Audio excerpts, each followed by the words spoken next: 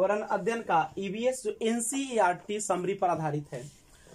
देखिएगा, इसके पहले वीडियो जो बना था उसमें पेडागोगी का वीडियो बना हुआ है, और अब हम लोग एनसीईआरटी जो है जिसमें पर्यावरण अध्ययन पढ़ते हैं क्लास 3 से लेकर 5 तक, उसका सारा का समरी देख रहे हैं। तो आज हम लोग अगले पार्ट में देखेंगे मुंबई के बारे में। 3 से 5 है तक पर्यावरण का किताब 3 ही क्लास में होता है, क्लास 3, 4, 5, उसके बाद नहीं होता। एनसीईआरटी में, बिहार स्कूल नहीं बोल रहे हैं, यूपी स्कूल। एनसीईआरटी का बुक आता है जो पूरे देश में चलती है। तो हम लोग बात करेंगे मुंबई। देखिए, सबसे पहले मुंबई जिसे हम लोग जानते हैं फिल्मी नगरी के नाम से, नहीं, जितने भी फिल्म के दुनिया के जितने भी स्टार होते हैं सब कहाँ पे, मुंबई से ही फिल्म बनाते हैं। मुंबई जो है सबसे पहले कि यह एक भीड़ भाड़ वाला जगह है, नहीं, क्योंकि जितने भी व्यापारी लोग भी रहते हैं सब कहाँ पे, वहीं पे, इंडस्ट्री भी वहीं पे है, फिल्म उद्योग भी वहीं पे है, ठीक है। तो भीड़ भाड़ वाला शहर है मुंबई। यहाँ पे काफी भीड़ होते हैं। जब आप जाएंगे मुंबई तो वहां पे देखिएगा कि लोग जो है चींटी की तरह रहते, नहीं, बाजार उजार में भी दौड़ते रहते, तो आपको पता चलेगा कि कितना भीड़ है। और लाइफ भी क्या होता है, ज्यादा व्यस्त होता है। वहां पे किसी भी व्यक्ति को किसी दूसरे के लिए समय नहीं होता है। यहाँ तक कि उसके पिता को भी अपने बच्चे के लिए समय नहीं होता, क्योंकि वो महंगा भी शहर है और प्लस औद्योगिक शहर भी यह होता है। उसके बाद जो होते हैं, जो सकरी गली होती है, सकरी गली क्या बोले तो पतला पतला जो रास्ता होता है, नहीं, जैसे भवन बना है तो बीच से पतला पतला रास्ता रहता है। तो सकरी गली के दोनों तरफ जो होते हैं, सकरी गली के दोनों तरफ 7-7 सट्टी झुग्गियां होती है। झुग्गी समझते हैं ना? झुग्गी का मतलब होता है जो रोड के किनारे पर जो लोग क्या करते हैं, वो कपड़ा उपड़ा टांग कर या तिरपाल टांग कर और गंदे बस्ती में रहते हैं, नहीं, तो सटी सटी जो होती है वो नहीं, वहां पे आम लोग रहते हैं जिनके पास उतना पैसा नहीं है।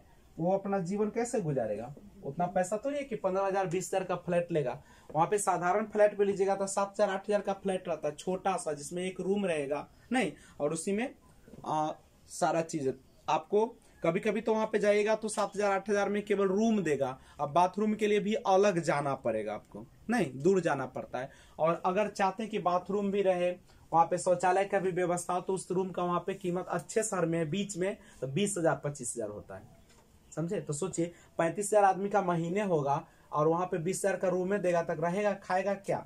और खा भी लिया तो बचाएगा क्या? तो काफी महंगा शहर है यहाँ पे, ठीक है। सकरी गली के दोनों, तो वहां पे देखते होंगे कि यहाँ पे जो लोग जॉब करने के लिए जाते हैं, एमटीएस है, चाहे एलडीसी है, चाहे नीचे पोस्ट वाला जॉब है, तो सब देखिएगा कि सुनते होंगे कि जॉब करने जा रहा है शहर में, लेकिन वो रहता है वहां से 60 किलोमीटर दूर है, तो 70 किलोमीटर दूर है, नहीं, क्योंकि मेन शहर में जाएगा तो 20,000 25,000 में भी रूम नहीं मिलता है सही। और वो देहाती इलाका में अपना रहता है जहाँ पे 5,000 6,000 का रूम रहता है, ठीक है। और वहां से डेली 60 किलोमीटर जाना और 60 किलोमीटर आना होता है। लेकिन एक सुविधा है कि वहां की ट्रेन अच्छी है, लोग चले जाते हैं, यहाँ पर संभव नहीं है।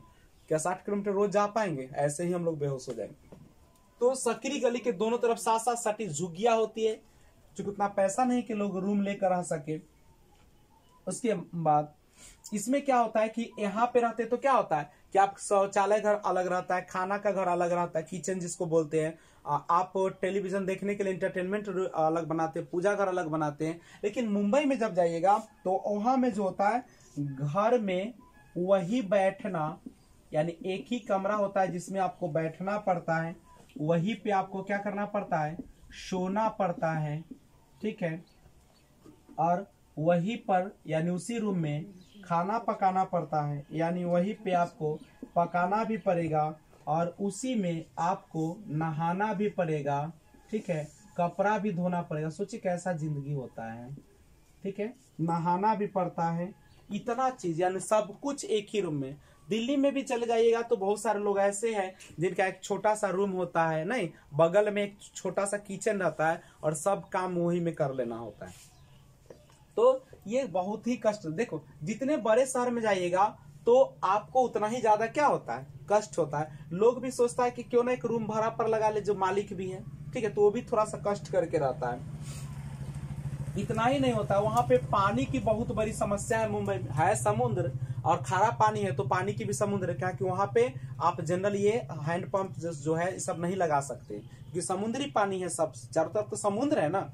पूरा जो है मुंबई कौन चीज में एक है, वो कलकत्ता है, मुंबई सब समुद्र के किनारे। कब डूब जाएगा कोई पता है क्या उसका? कोई पता नहीं है। तो वहां पे जो है पानी भरने के लिए भी आपको, पानी भरने के लिए सुबह 4 बजे जाना पड़ता है। सुबह 4 बजे जाना पड़ता है। अगर लेट हो गया तो फिर आपको पानी नहीं मिल पाएगा। ठीक है, यानी सोचिए रात में भी नींद पूरा नहीं होगा, भोर में भी आपको उठना पड़ेगा। उसके बाद जो है इतना ही नहीं होता है, पानी के लिए भी झगड़े होते हैं वहां पे। नहीं, पानी के लिए लोग लड़ जाते हैं कि मेरा बर्तन पहले भरा जाए तो मेरा भरा जाए, लाइन में पहले लगना पड़ता है। इसलिए लोग जो है वहां पे क्या करते हैं, पूरा सुबह में जाकर एकदम लाइन में कतार में रहते हैं। ठीक है, उसके बाद थोड़ा सा लिफ्ट के बारे में बात कर लेते हैं। आप जानते हैं कि जब ऊंची घर होती है, काफी ऊंचाई पर होते हैं, नहीं, या काफी ऊंचाई पर ऑफिस होता है, तो चूंकि चढ़ के हम लोग जा नहीं सकते हैं, नहीं, थक जाएंगे पूरी तरीके से, तो उस समय हम इस्तेमाल करते हैं कौन चीज का? लिफ्ट का प्रयोग करते हैं। और लिफ्ट जो होता है, लिफ्ट से नीचे उतरने के समय अगर आप किसी लिफ्ट पर चढ़ते होंगे तो लिफ्ट से अगर नीचे उतरते, एक होता है ऊपर जाना और एक होता है नीचे उतरना, तो नीचे उतरते समय जो होता है, नीचे उतरते समय भारहीनता का अनुभव होता है। भारहीनता समझते हैं? भारहीनता का अनुभव होता है, यानी आपको लगेगा कि मेरे शरीर में वजन ही नहीं है। आप जब गोलघर पर भी पटना में जाते होंगे तो चढ़ने के समय लगता है कि देह जो है पूरा भारी हो गया, पहाड़ जैसा लगेगा, पैर नहीं उठेगा, लगता है कि पैर में कुछ बांधा हुआ है। लेकिन जैसे ऊपर से नीचे आते तो दौड़ाने लगता है। नहीं, इसलिए देखिएगा जब भी आप घर में भी देखिएगा तो अक्सर जो एक्सीडेंट होता है सीढ़ी पर उतरते समय होता है। इसलिए चढ़ते समय तो आप चढ़ जाते हैं, उतरते समय बड़ी सावधानी से पैर रखना चाहिए, कितना भी जल्दीबाजी क्यों ना हो। नहीं, इन्हें कि बच्चा नीचे रोया, ऊपर से कूद गए, चल गए, बच्चा तो रोते रह जाएगा, लेकिन मम्मी सदा सदा के लिए प्यारी हो जाएगी। जबकि क्या होता है, जब ऊपर जाते हैं, जबकि ऊपर जाते समय अधिक भार का अनुभव होता है। अधिक भार का अनुभव होता है। बात समझ रहे हैं? जब आप ऊपर जाइएगा तो क्या होगा? अधिक भार का अनुभव होता है। क्यों? क्योंकि आप गुरुत्वाकर्षण के विरुद्ध न जाते हैं। और जब गुरुत्वाकर्षण के विरुद्ध जाइएगा तो क्या होगा? आपका पृथ्वी अपनी तरफ बल से खींच रहा है और आप जा रहे हैं उसके उल्टा, तो क्या होगा? आपको भारी नहीं लगेगा। और जब ऊपर से आते हैं तो आपको जो खींचता है वो नीचे की ओर, आप भी नीचे की ओर आते हैं। जैसे मान लीजिए हवा पूर्व की ओर चल रहा है, हम भी पूर्व की ओर जा रहे हैं तो आराम से चले जाएंगे। लेकिन हवा पूर्व की ओर बढ़ रहा है, हम लोग पश्चिम की ओर आएंगे तो बहुत कष्ट होता है। सेम होता है, क्योंकि पृथ्वी के पास एक अपना बल होता है जिसको गुरुत्वाकर्षण बल कहते हैं। जब आप इसको विरुद्ध ऊपर जाते हैं तो क्या होता है? नीचे खींचता है, जिसके कारण आपका पैर भारी हो जाता है, पैर उठता नहीं है। नहीं, लेकिन जब नीचे आते हैं तो वो क्या होता है? अपनी तरफ खींचता है तो हम लोग तेजी से नीचे चले आते हैं। तो ये था मुंबई के बारे में और किसके बारे में? लिफ्ट के बारे में। ठीक है, अब उसके बाद दोनों के बाद हम लोग आगे बढ़ते हैं। अब देखते हैं कि गंदे पानी, चूंकि अधिकांश लोग अभी जो है गंदे पानी का सेवन करते हैं।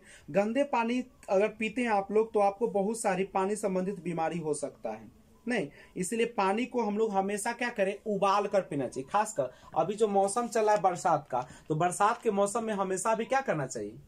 पानी को उबाल कर छान के पीना चाहिए। दूसरी बात, जब पानी को उबालते तो पूरा खौला देना चाहिए। नीचे देखिए उजला उजला रंग का बैठ जाता है, नहीं, उसको छोड़ के ऊपर से पानी को क्या कर लेना चाहिए? निकाल लेना चाहिए। करेक्ट है। सबसे अच्छा पानी को शुद्ध करने का सबसे अच्छा तरीका भी क्या है? पानी को उबाल लेना। नहीं, लेकिन आजकल ये लोग करते भी नहीं है, सोचते कितना गैस खाना में ना बना देंगे, क्या है? नहीं, तो आप लोग को गर्म पानी का प्रयोग करना चाहिए। खासकर इस मौसम में ना बैक्टीरिया ज्यादा होते हैं, इसलिए घर में सभी लोग क्या करें? अभी गर्म पानी का ही सेवन करना चाहिए। ओके, और पानी अगर गंदा है तो आपके सारे बीमारियों का जड़ होता है। 50% बीमारियां जो होती है वह केवल किसके कारण होती है? गंदे पानी के लिए होती है। तो आइए थोड़ा सा हम लोग जल कहते हैं, पानी कहते हैं, इंग्लिश में वाटर कहते हैं। तो आइए वाटर के बारे में जानते हैं। सबसे पहले आप यह जान लें कि गंदे पानी को पीने से क्या क्या होता है। तो गंदे पानी के पीने से क्या होता है? दस्त, और क्या हो जाता है, हैजा ना, जैसे बीमारियां होती है। अच्छा, हैजा का मतलब क्या होता है, ऐसी बीमारी जिसमें उल्टी, दस्त बहुत ज्यादा हो जाता है, पेट दर्द ये सब होने लगता है, खाना नहीं पचता है, और प्लस ये एक व्यक्ति से दूसरे व्यक्ति में भी क्या होने लगता है, फैलना शुरू कर देता है। तो ये याद रखिए, गंदे पानी पीने से आपको उल्टी, दस्त और हैजा जैसी बीमारियां होती है। इसलिए हम लोग को स्वच्छ पानी का क्या करना चाहिए, सेवन करने लगते करना चाहिए। कहता है कि जब दस्त लगता है, दस्त का मतलब क्या होता है, उल्टी नहीं, जब दस्त लगते हैं, जब दस्त लगते हैं या उल्टियां होती है, उल्टियां होती है तो हमारे शरीर में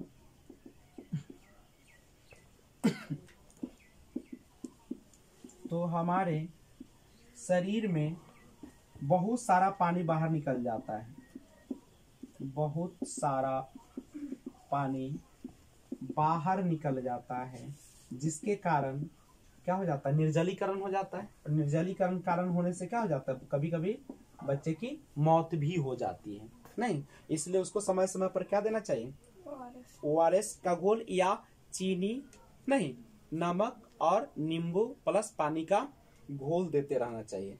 ठीक है, इसलिए अब यहाँ पे निकल जाता है, इसलिए जरूरी है, इसीलिए जरूरी है कि क्या करें, शरीर में पानी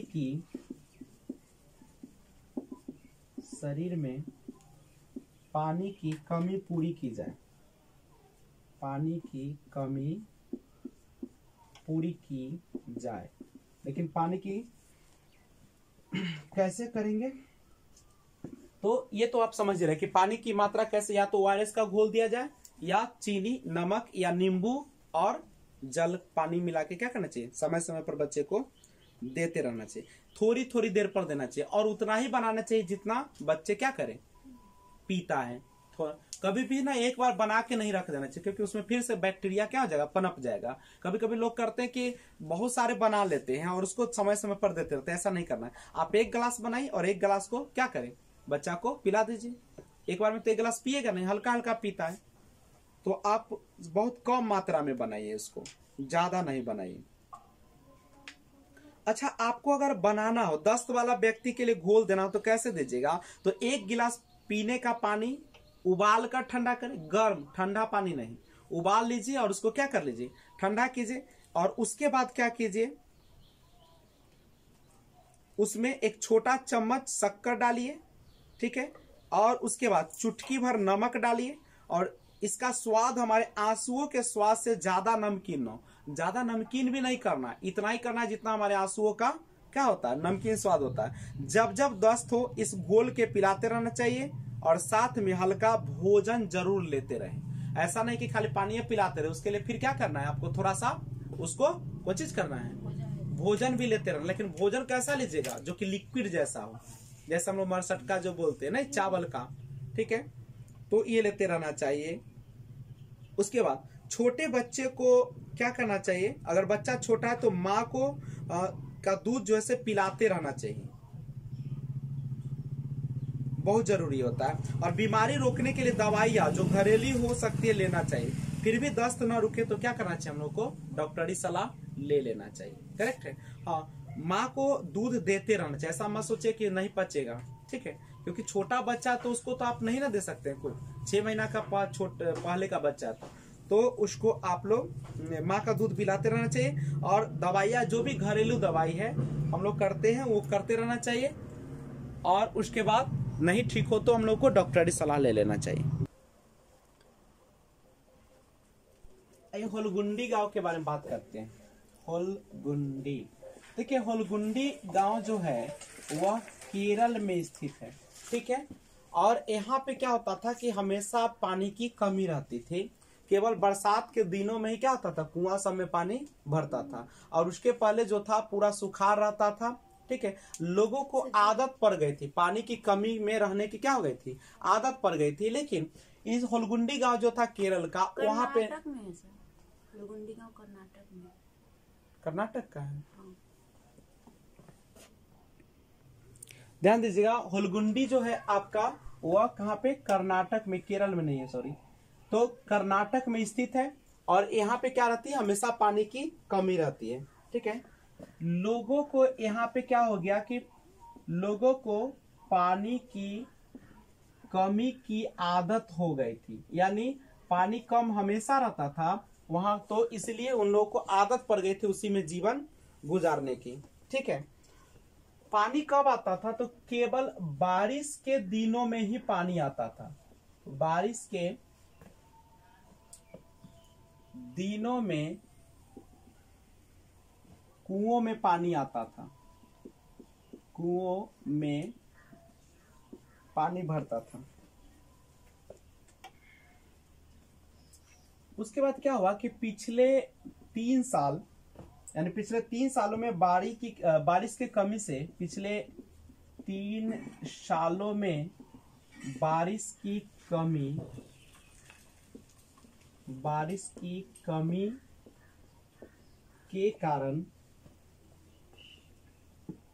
सूखा पड़ा, और जिसके कारण लोगों को क्या करना पड़ा, गांव छोड़कर जाना पड़ा। मजबूरी में लोग शहर जाने लगे, मजबूरी में लोग शहर जाने लगे, क्योंकि यहाँ पे पानी का व्यवस्था था नहीं, सुखाड़ पड़ गया, कितने दिन लोग रहेंगे, तो बहुत दिक्कत है, इसलिए वहां पे जाने लगे। अब क्या यहाँ पे सबसे जो बड़ी विशेषता था कि गांव के बड़े लोगों के साथ पंचायत में, यानी जो पंचायत होता था गांव का, उसमें न केवल बड़े लोग बल्कि छोटे छोटे बच्चे भी शामिल होते थे, और उसको कहा जाता था भीमा संघ। ठीक है, पंचायत के साथ, लोगों के साथ पंचायत में बच्चे भी थे, और इस पंचायत का नाम था भीमा संघ। कभी कभी पूछता है कि भीमा संघ क्या है, तो आप लोग बता दीजिए कि भीमा संघ वैसा संघ है जिसमें बड़े लोगों के साथ बच्चे भी क्या करते हैं, पंच की भूमिका निभाते हैं, और वह भी क्या करते हैं, फैसला देते हैं। ठीक है, अब हम लोग एक बात करते हैं बरगद का पेड़ के बारे में। बरगद का पेड़ आप लोग देखे होंगे, बरगद का पेड़ जो होता है काफी जो होता है क्या होता है, बहुत लंबा चौड़ा होता है नहीं, लेकिन उसकी जड़ें जो होती है से ऊपर ही रहता है, उसमें जो मेन मूसला जड़ होता है वह नहीं पाया जाता ना, ऊपर से केवल सब झकड़ा रहता है, और ज्यादा बारिश होती है तो क्या हो जाता है, गिरने की समस्या रहती है।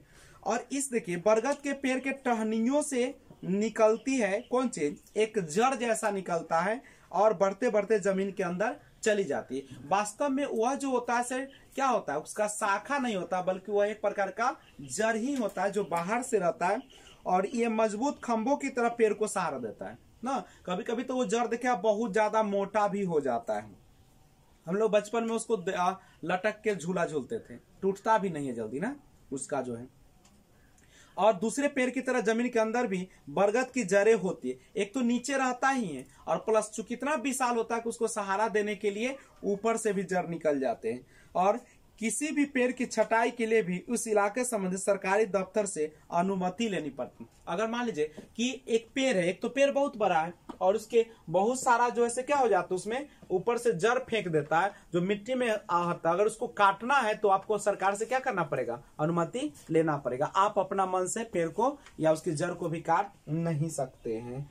तो चलिए, तो इसका कभी कभी पूछता है कि बताए कौन ऐसा पौधा है जिसका जो है से क्या होता है कि टहनियों से जड़ निकल जाता है ना, और नीचे भी जड़ रहता है, तो वो बरगद का पेड़ होता है। यानी लिख सकते हैं कि बरगद की जड़ें टहनियों से निकलती है, टहनियों से निकलती है, और बढ़ते बढ़ते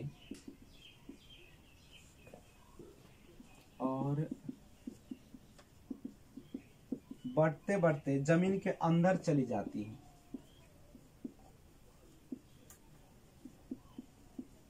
जमीन के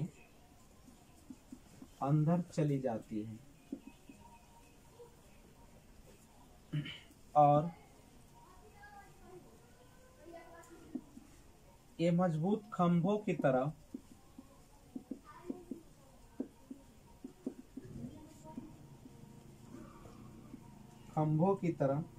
पेड़ को सहारा देती है।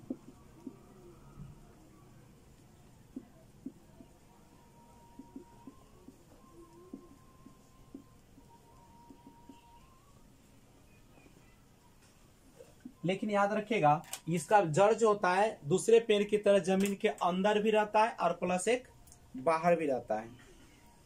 लेकिन अगर किसी भी पेड़ की छटाई करना चाहते हैं तो आपको क्या करना पड़ेगा, दफ्तर यानी सरकारी दफ्तर से अनुमति लेना पड़ेगा। यानी किसी भी पेड़ की छटाई के लिए उस क्षेत्र के सरकारी दफ्तर से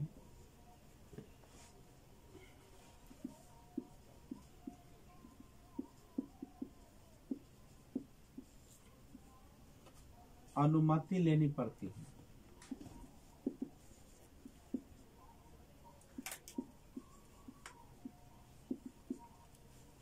याद रखिएगा। और इसका एक विशेषता है कि दूसरे पेड़ की तरह जमीन के अंदर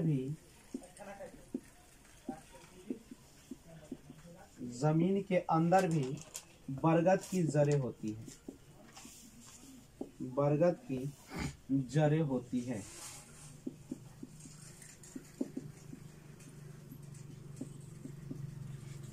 तो ये बरगद की विशेषता नोट कर लीजिए।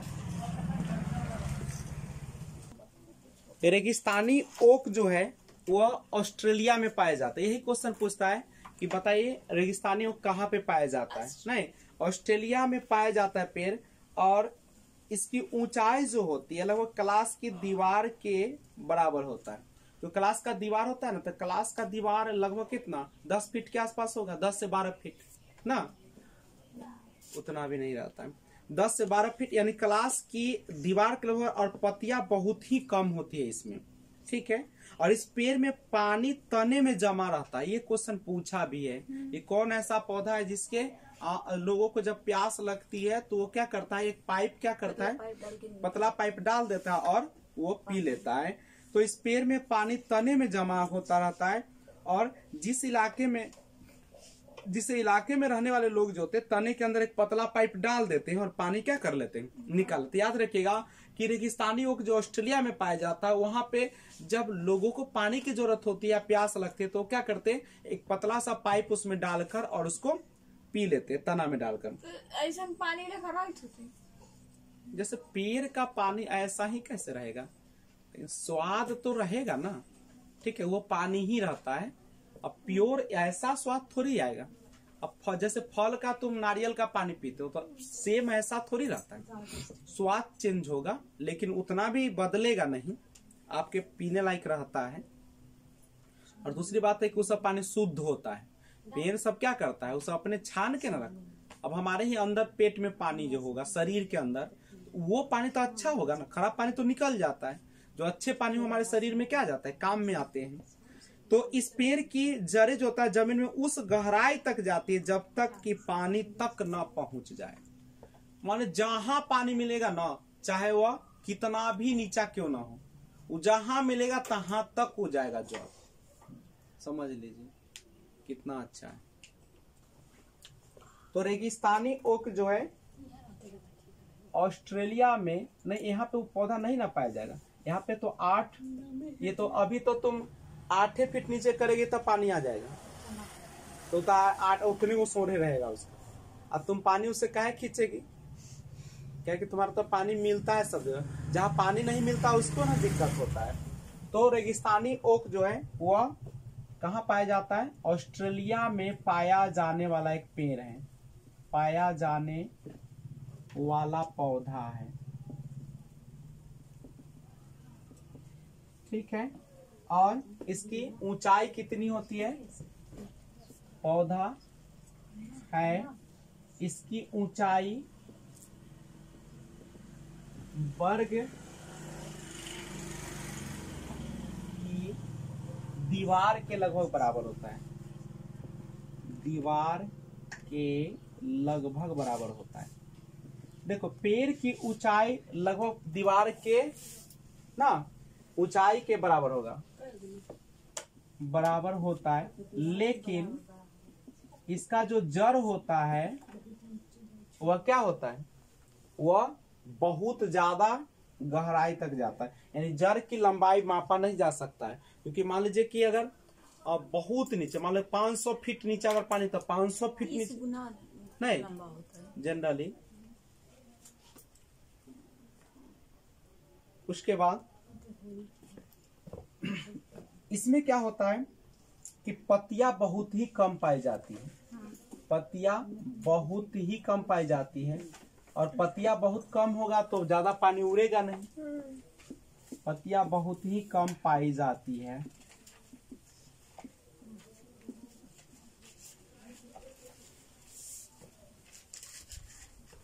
और जिससे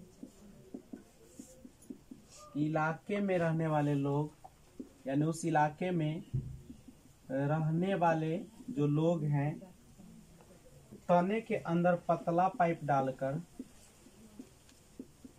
तने के अंदर पतला पाइप डालकर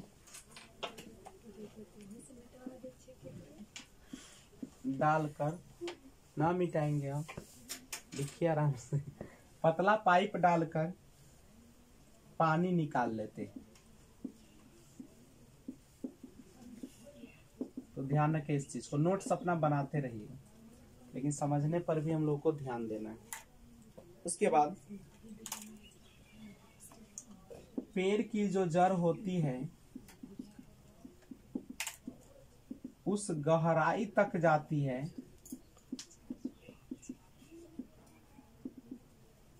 जब तक कि पानी तक न पहुंच जाए, यानी जहां पे पानी मिलेगा वहां तक वो बढ़ते रहेगा। इसका मतलब कि पानी खोज ही के छोड़ेगा। ऐसा तो नहीं कि धरती के अंदर पानी मिलेगा ही नहीं, जिंदगी में खोज के ही छोड़ता है। अच्छा बताइए, कौन सी बीमारी जो है रुके या इकट्ठे हुए पानी से हो सकती है? मलेरिया, पोलियो, निमोनिया, चेचक, कौन सा होगा? तो रुके हुए पानी से मलेरिया होगा, क्योंकि वहां पे पाया जाएगा कौन चीज? मादा एनोफ्लिस मच्छर, और वह जो मच्छर होगा वो इसी के काटने से क्या हो जाती है? मलेरिया। निम्नलिखित में से कौन सी विशेषता बरगद के पेड़ की जड़ों की नहीं है, बताइएगा? जड़ें शाखाओं से नीचे लटकती है, इसकी जड़ें जमीन के नीचे होती है, जड़ें भोजन का भंडारण करती है, जड़ें जो होती है खंभों की तरफ पेड़ को सहायता प्रदान करती है। तो आंसर कौन हो गया? जड़ें भोजन का भंडारण नहीं करती है, ये लिखा है करती है। रेगिस्तानी ओक के बारे में कथनों का अध्यापन कीजिए, बोलेगा। रेगिस्तानी ओक एक वृक्ष है जिसकी ऊंचाई हमारी कक्षा के कमरे के लगभग बराबर, अर्थात लगभग 4 मीटर तक होती है। इस वृक्ष की जड़ें नीचे वृक्ष की ऊंचाई के लगभग 30 गुनी गहराई तक जमीन में भीतर जाती है, जब तक कि पानी तक न पहुंच जाए ना। अपना पेड़ के लंबाई के लगभग 30 गुना। और इस वृक्ष के तन में पानी एकत्रित होता है, और यह वृक्ष अबू धाबी में पाया जाता है। नहीं, ये कहाँ पाया जाता है? ऑस्ट्रेलिया में पाया जाता है। अच्छा, रेगिस्तानी ओक के बारे में, यह पेड़ ऑस्ट्रेलिया में पाया जाता है। यह एक विशेष प्रकार का पेड़ है जिसके जड़ें टहनियों से लटकती है। इस पेड़ की जड़ें जमीन में उस गहराई तक जाती है जब तक कि पानी तक न पहुंच जाए। इस पेड़ के तने में पानी जमा होता रहता है और स्थानीय लोग पतले पाइप का उपयोग करके इस पानी को पीते हैं। तो सही कथन कौन हो गया? पतला पाइप वाला। मधुबनी चित्रों बनाने में चित्रकारों द्वारा उपयोग किए जाने वाले रंग होते हैं। किसका रंग होता है? नील का, हल्दी का और पीसे हुए चावल का। अच्छा, बिहार बोलिएगा, यदि आप रेलगाड़ी द्वारा अहमदाबाद जाए तो आपका रेलवे स्टेशन पर अधिकतर बेचने वाले खाने की कौन कौन सी चीजें बेचते मिलेंगे? ढोकला, चटनी, नींबू वाले चावल, यही ना मिलेगा। अच्छा, मधुमक्खी पालन के विषय में सही कथन बताइए। मधुमक्खी पालन शुरू करने का सबसे सही समय जनवरी से मार्च तक होता है। अक्टूबर से दिसंबर। लीची के फूल मधुमक्खियों को लुभाते हैं। मधुमक्खी पालने और उसके द्वारा उत्पादित शहद का भंडारण करने के लिए बक्सों की आवश्यकता होती है। मधुमक्खियों के लिए मीठा घोल बनाने के लिए चीनी क्या कर दी जाती है? मिलाई जाती है। तो कौन सा कथन जो है इसमें सही है? बी, सी, डी जो है। और मधुमक्खी पालन का समय जो होता है अक्टूबर से दिसंबर तक होता है, क्योंकि अंडे देते हैं उस समय। अच्छा, एक बात बताइए, एक क्वेश्चन है, सही कथन चुनिएगा कि जिन जानवरों के बाहरी कान व शरीर पर बाल होते हुए बच्चे देते हैं, बच्चे जिन जानवरों के बाहरी कान व शरीर पर बाल नहीं होते हुए अंडे देते हैं, जिन जानवरों के बाहरी कान व शरीर पर बाल नहीं होते हुए बच्चे देते हैं, जिन जानवरों के बाहरी कान पर और शरीर पर बाल होते हुए अंडे देते हैं, तो ए या बी जो है से क्या हो जाएगा? सही हो जाएगा। नहीं, हाथी के बारे में थोड़ा सा बताइएगा। सत्य कथन, हाथी गंदले पानी में खेलना पसंद करते क्योंकि इससे इनके शरीर को ठंडक मिलती है। अधिकांश हाथी दिन में लगभग 10 घंटे आराम करते हैं और सोना पसंद करते हैं। हाथी 2 से 4 घंटे ही सोते हैं। 3 महीने के हाथी का वजन लगभग 200 किलोग्राम होता है। अधिकांश बड़े हाथी दिन में लगभग 100 किलोग्राम पत्ते और झाड़ियां खा लेते हैं। तो सत्य कथन हो गया ए, सी, डी और बी 10 घंटे सोते हैं, गलत हो जाएगा ना। खेजरी वृक्ष के बारे में बताइए। यह वृहद मुख्यतः रेगिस्तानी क्षेत्रों में पाया जाता है।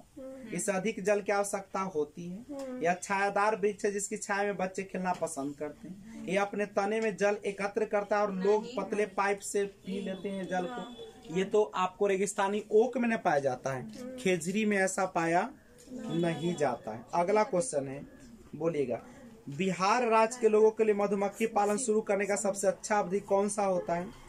तो ये होता है आपका अक्टूबर से लेकर दिसंबर तक होता है ना। अच्छा, बच्चों द्वारा सब्जी बाजार में इकट्ठी की गई निम्नलिखित सामग्री में से उन्हें पहचानिए जिनके भीतर बीज होते हैं।